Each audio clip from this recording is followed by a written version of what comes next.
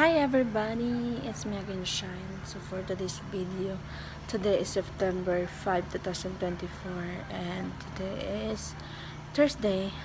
And for today's video, kasi nga medyo malala na yung nararamdaman ng lolo namin sa father side. So dadalhin namin siya sa Wow Hospital and samahan niya ako.